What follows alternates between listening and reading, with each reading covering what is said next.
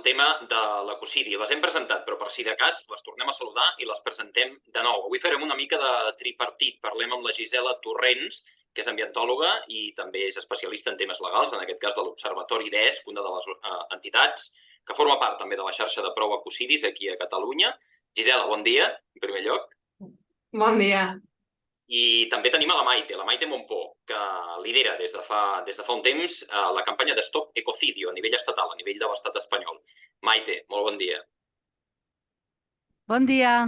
Intentarem definir el que és el delicte d'ecocidi, intentarem també veure com es fa i quins passos s'estan fent, en aquest cas des del Parlament de Catalunya en primer lloc, per portar també la reforma del Codi Penal a l'estat espanyol, incloure el delicte d'ecocidi, veure com es pot incloure això també a nivell internacional i veure casos pràctics i en què incideix això. En primer lloc, si voleu, i estaria bé també, que presenteu una mica la tasca molt breu que fan les vostres entitats respectives, en aquest cas, en respecte al delicte d'ecocidi. Si vols començar tu, Gisela, per exemple.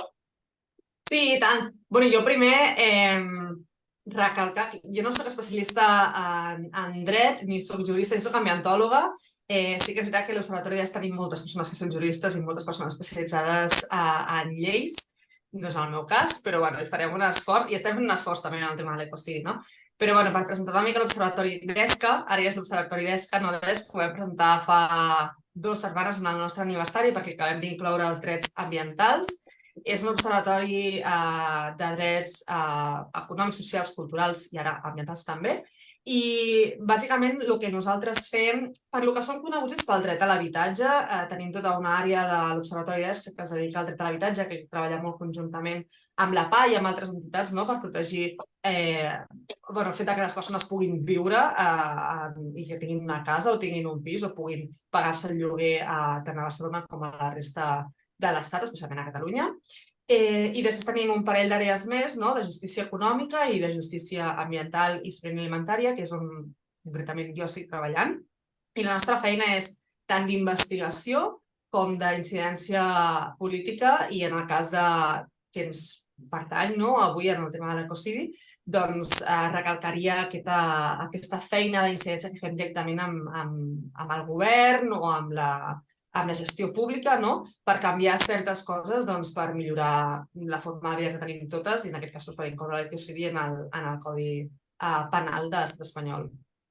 Una tasca realment necessària, fonamental també la que fa l'Observatori d'ESC. d'ESC no ho sabia, d'ESC, deia d'ESC. No ho sap molta gent, estem començant. Perfecte. I també la Maite. Maite, presenta'ns una mica què és Stop Ecocidi. Stop Ecocidio, en aquest cas. Sí, si me permitís, yo es que en parle el valencianyol, entonces me sento més segura parlant en la meva llengua materna, que és el castellà.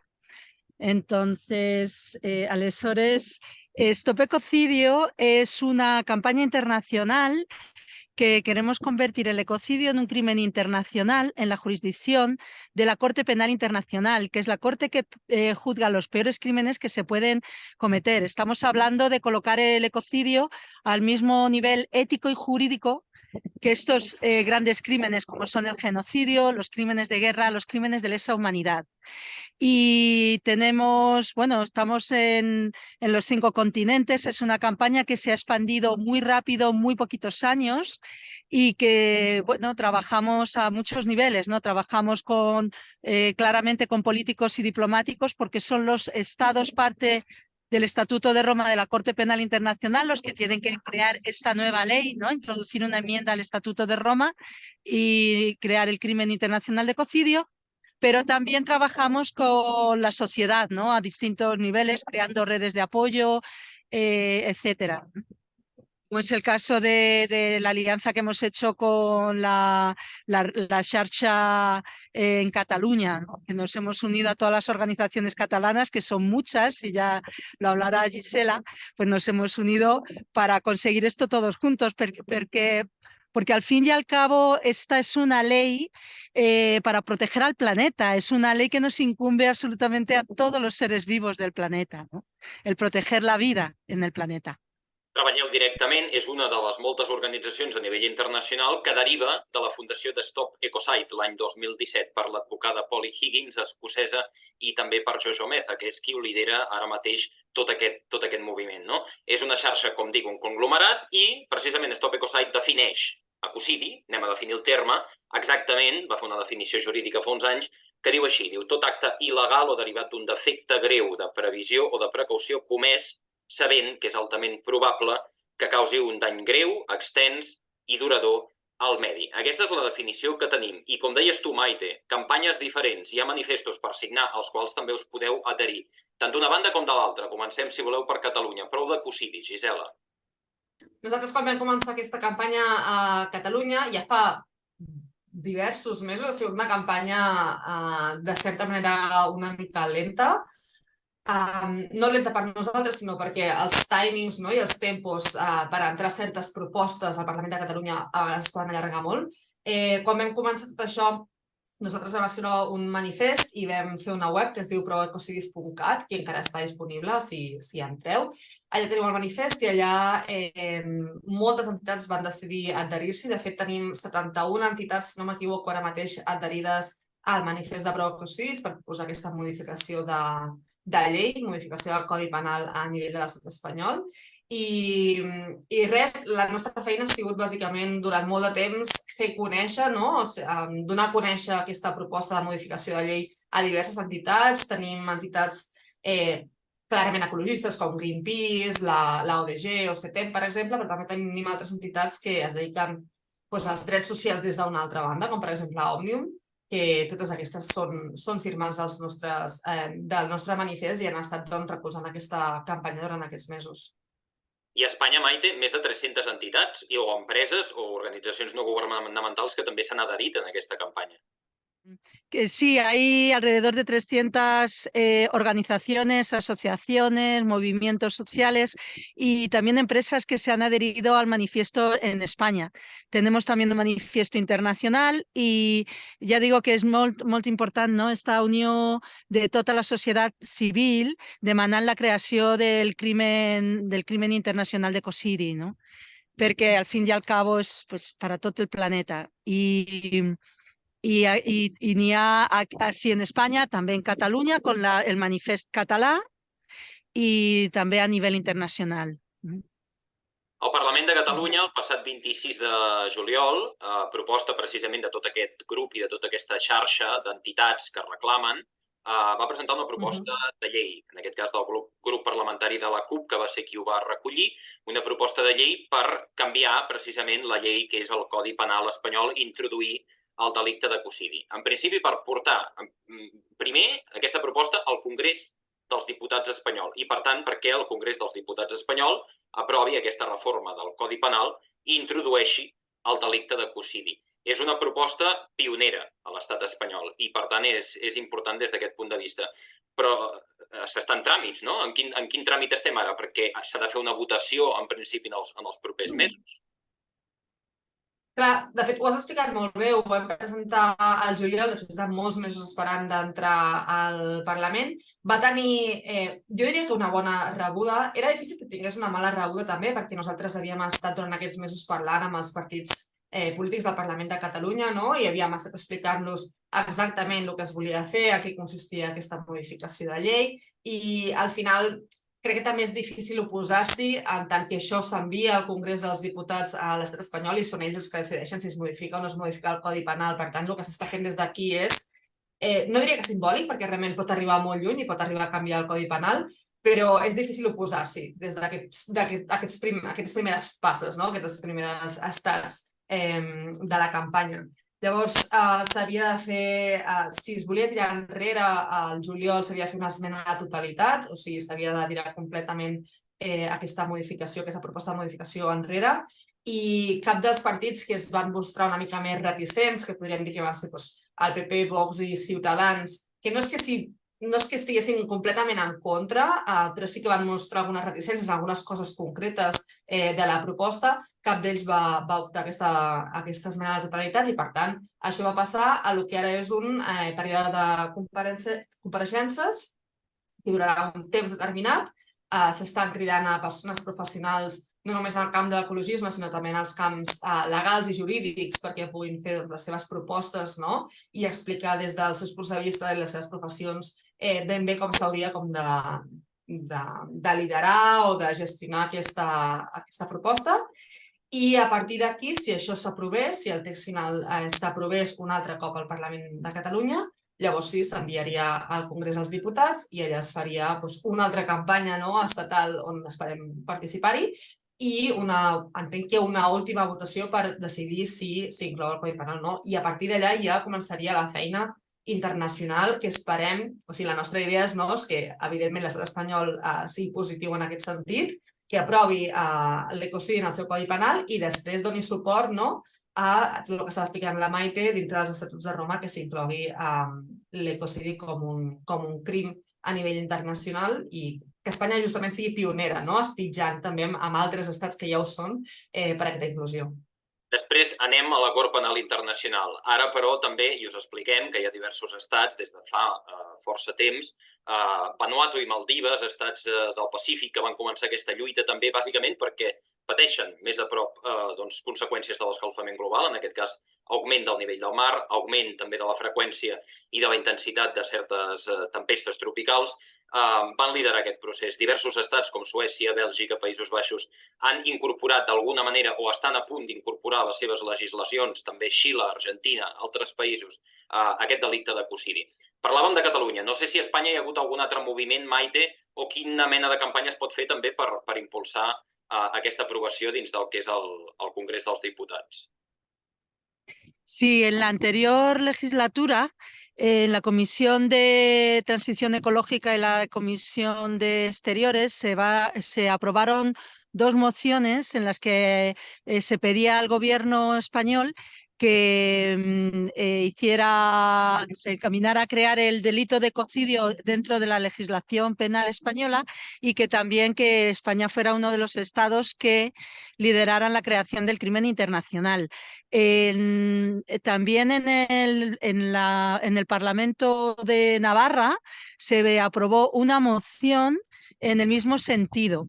Y hace unos meses, en mayo, hubo una pregunta parlamentaria de la parlamentaria Inés Sabanés del grupo EQUO al gobierno preguntándole cuál era la postura del gobierno respecto a la inclusión del ecocidio en la Directiva Europea de Crímenes Ambientales que se ha estado revisando.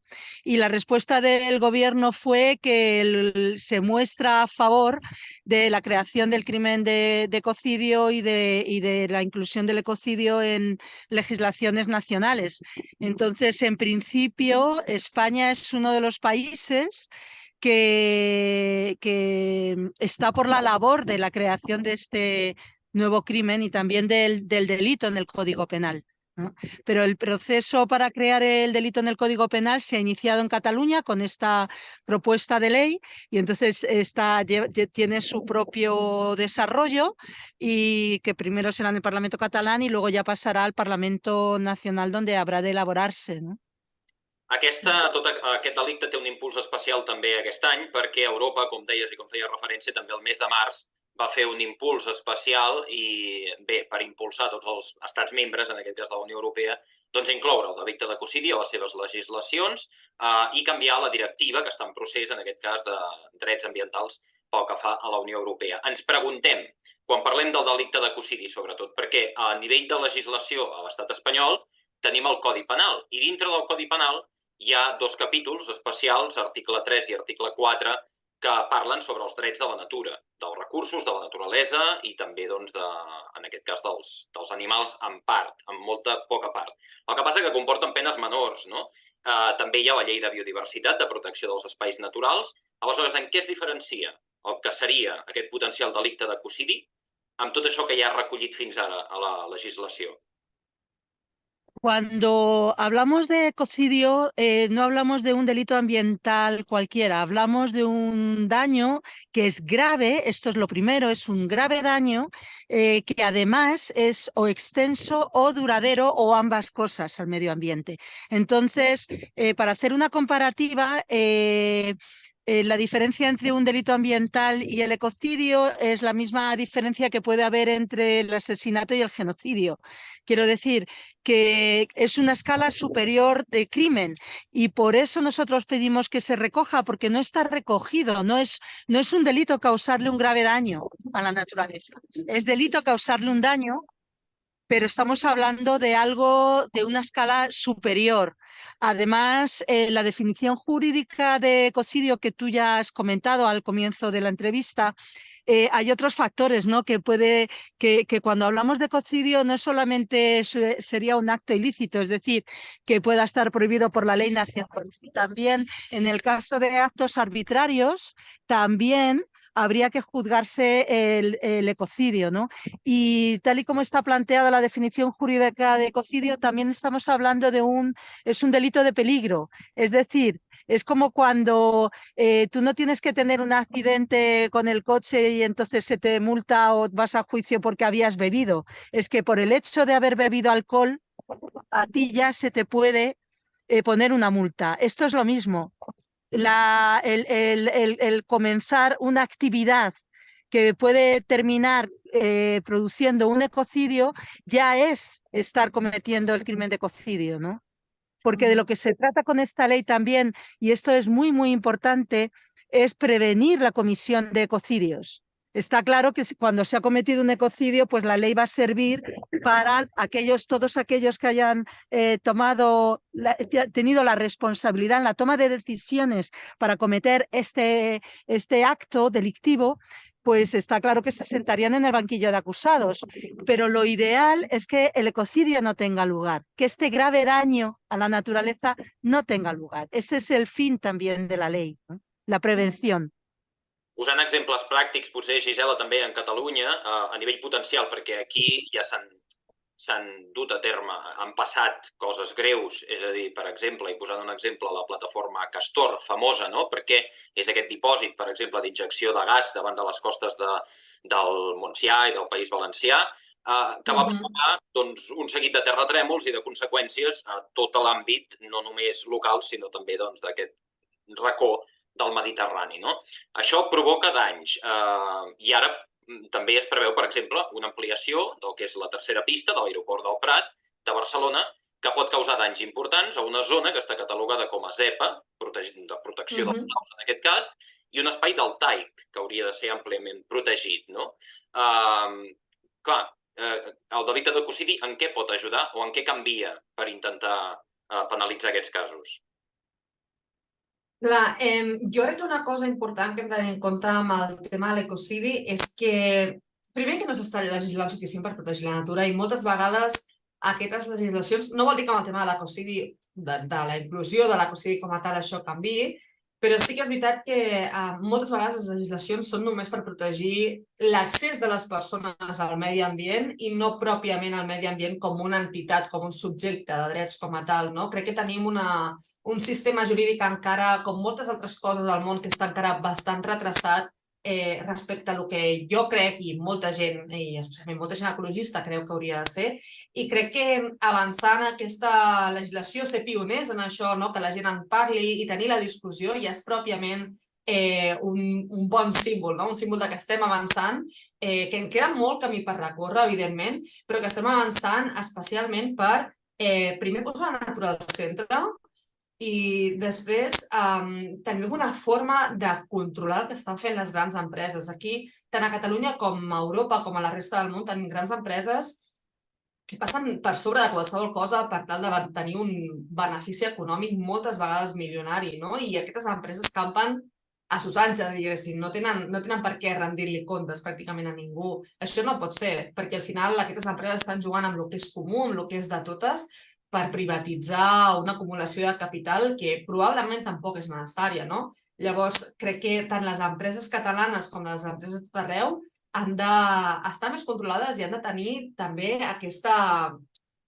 Igual la paraula no és por, però sí haurien d'anar amb cura amb el que la societat els pugui reclamar respecte a el que estan fent al medi ambient. I la forma que aquestes entitats, aquestes empreses ho tinguin en compte és legislant. És que elles sàpiguen que si comencen una activitat econòmica que acabarà probablement amb un dany ambiental gran i, per tant, amb un dany en allò comú, que és de totes, hi haurà una societat darrere que els hi demanarà la rendició de comptes, no? I això ja evitarà molts danys ambientals. Crec que, evidentment, s'han de rendir comptes de les coses que ja han passat. El cas Castor o el cas de Nana o el Prestige o el tema del Mar Menor, sí, però és que a més legislar ens ajudarà a prevenir tot això perquè les empreses ja igual s'ho pensaran dues vegades abans d'actuar de certa forma. Aquí intentem presentar solucions pràctiques. Evidentment, el panorama no és molt optimista i, per tant, hem de constatar realitats que moltes vegades no ens agradaria constatar. Però això és una opció i és una possible solució. Interveniu quan vulgueu, però una última consideració respecte abans a la legislació és, per exemple, i en el cas d'Espanya, en el cas de Múrcia, també feia referència al Mar Menor, a aquesta iniciativa legislativa popular Derechos por el Mar Menor, que es va emprendre l'any 2022, va recollir un total de 640.000 signatures que està en tràmit i que el que preveu és, per primera vegada, reconèixer un espai natural, en aquest cas el Mar Menor, més localitzat, amb drets. És a dir, un dret jurídic. Per tant, un dret jurídic que comporta un delicte, no? És important també, i aquí suposo que una cosa va de la mà amb l'altra. Ecocidi, drets de la naturalesa i tot ajuda. Sí, de hecho nosotros decimos que los derechos de la naturaleza son una cara de la moneda y la ley del ecocidio es la otra cara, porque para defender esos derechos, que está claro que hay que declararlos, ¿no? El derecho a existir del mundo natural, ¿no? De lo que no es el mundo que han creado los seres humanos, pues eso es súper importante y es un fenómeno que se está produciendo en todo el planeta. Pero para eso también necesitamos leyes fuertes que defiendan esos derechos y que digan que causarle un grave daño a un ecosistema que además tiene personalidad jurídica, pues es un crimen, ¿no? En el caso de la ley del Mar Menor, que ya está funcionando, de hecho ya hay un primer juez que la está aplicando en un caso de daño al Mar Menor.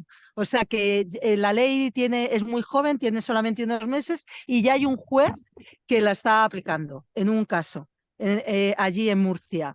Entonces, esto es importantísimo, ¿no? Es como que las dos cosas van de la mano y se apoyan la una en la otra, ¿no? Si no se quedan cojas. Y respecto a lo que ha comentado Gisela, a mí me gustaría añadir que incluso teniendo la ley del ecocidio en el horizonte, como está en estos momentos, ya está empezando a producir cambios.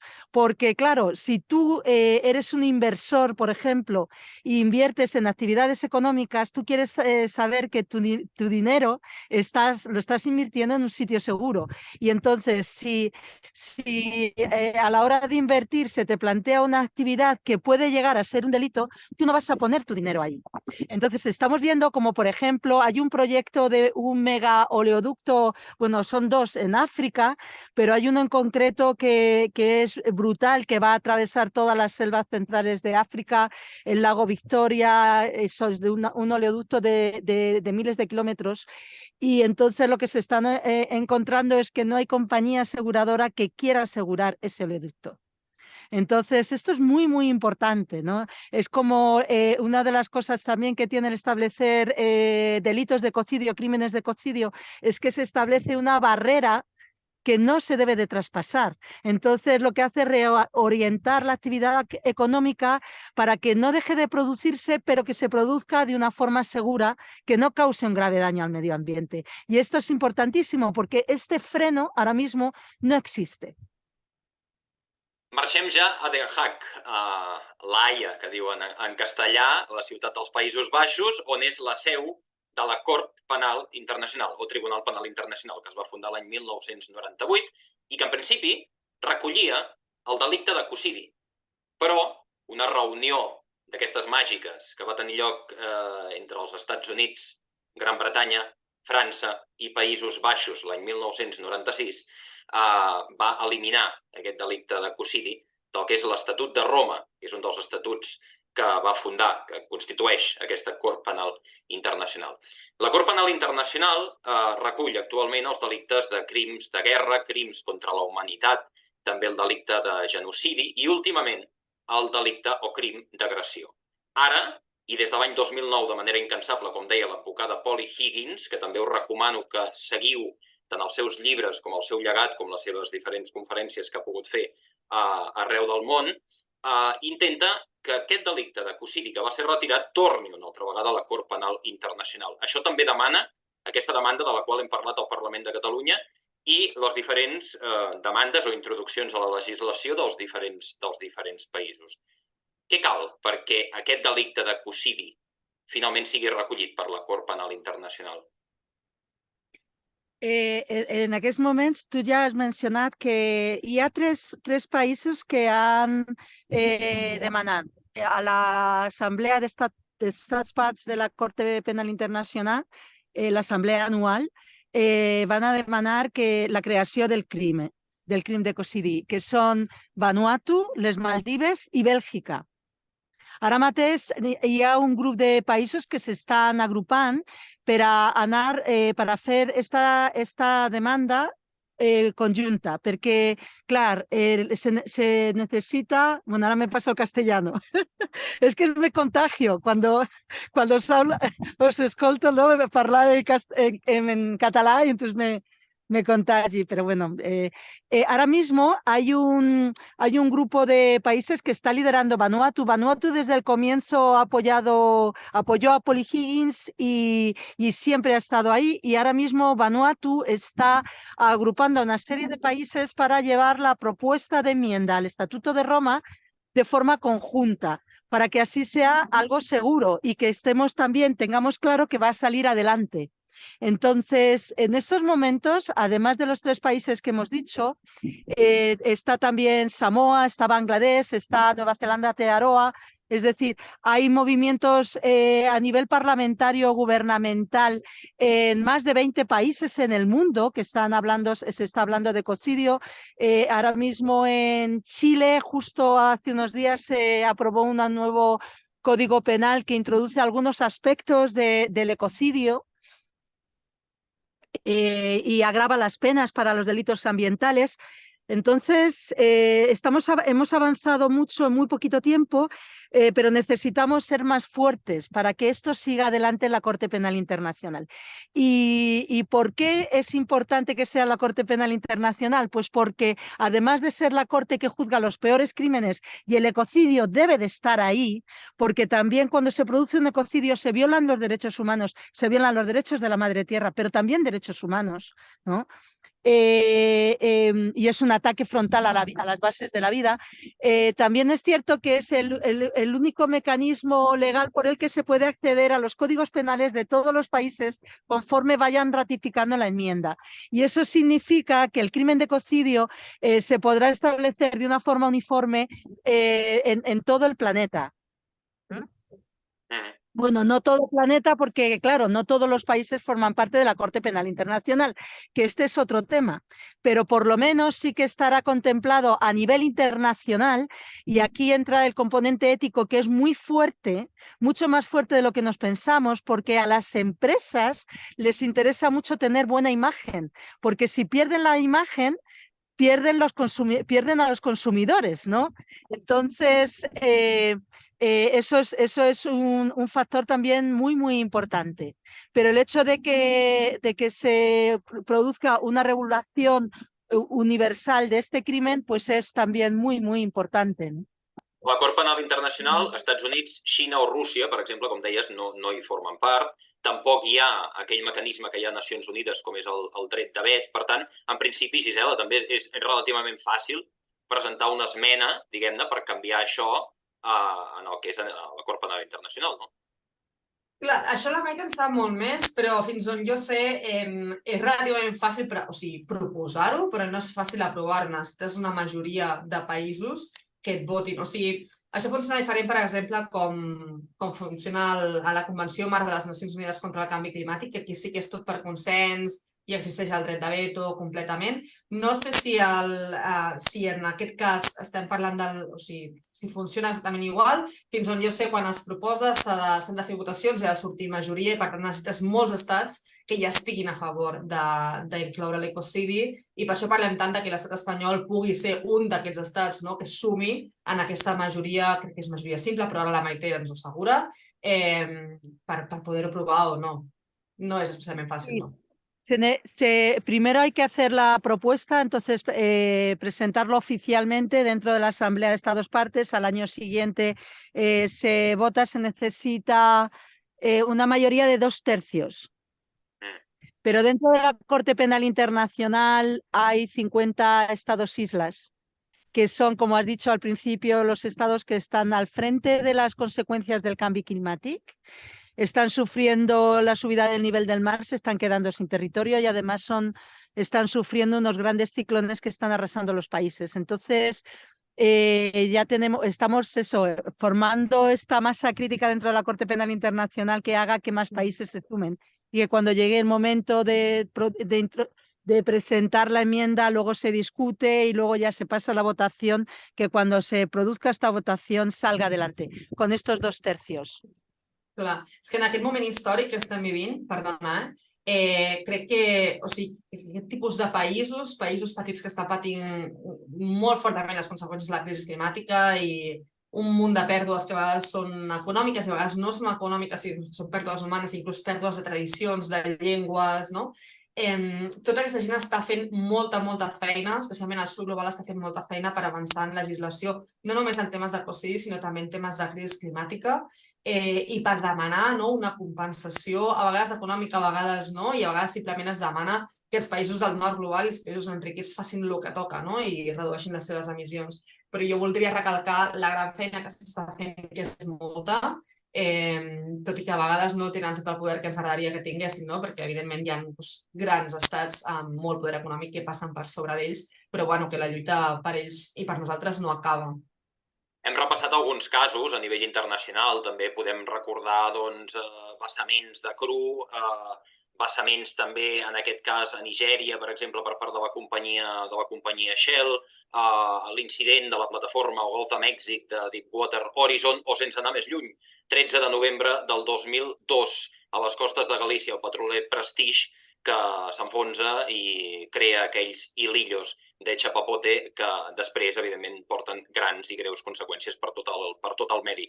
Podríem posar altres exemples. Estem tractant nosaltres, per exemple, ara també un tema que està candent a la Unió Europea, com és la prohibició o pròrroga de l'ús del glifosat, en aquest cas un herbicida, pesticides que també poden causar o originar greus danys al medi natural. Però per tancar, Gisela i Maite, què més es pot fer? I, evidentment, ho esteu dient, però suposo que percebeu també que la cosa avança i que almenys hi ha aquest ambient favorable per avançar cap aquí. Què més? Vols començar tu, Maite? Com vulguis. Si vols, tu comences i jo complement. Vale. Què més es pot fer? Refereixes per l'aprovació del tema de l'ecocidi a nivell espanyol. Sí. Sí? Doncs ara mateix el que es pot fer és, per començar, la gent que visqui a Catalunya i que formi part d'una entitat, d'una organització, d'una empresa que es vulgui sumar al nostre manifest, que es vulgui sumar a la nostra campanya, ha d'entrar a proecocidis.cat i simplement sumar-se. És molt fàcil, és una web molt senzilla, simplement està el manifest i la firma perquè tu puguis firmar com a la teva entitat. Ara per ara no estem acceptant a persones físiques, o sigui, persones que pròpiament vulguin acompanyar la campanya, sinó per ara estem només amb entitats i empreses i això. I després d'això, crec que el que queda per fer és, quan això passi per Catalunya i s'aprovi, nosaltres intentarem mobilitzar a més persones en aquesta campanya, per tant, mobilitzar-se amb nosaltres, intentar fer pressió amb nosaltres, si es fan alguna sortida, si es fa alguna mostra de suport a la campanya davant del Parlament el dia de la votació, estarem allà. I quan això passi, que esperem que passi al Congrés dels Diputats, aquí sí que haurem de començar ja una campanya a nivell estatal per l'aprovació del crim de l'ecocidi i aquí sí que es necessitaran moltes mans, així que qualsevol persona interessada simplement ficar-se en contacte amb nosaltres i unir-se simplement a la feina que ja s'està fent, que ja està arrencada i jo diria que això és una mica tot. Maite, si vols complementar. Sí.